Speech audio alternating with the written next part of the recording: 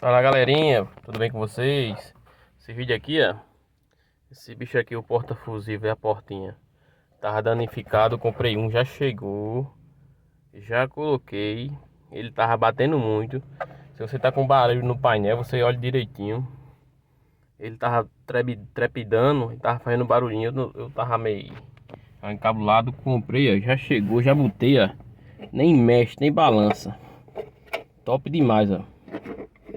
Nem sai do lugar, velho.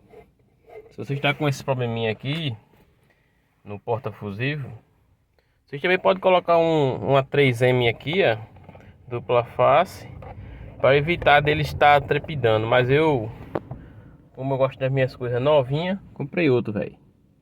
Top, gostei demais, ó. Nem mexe, velho.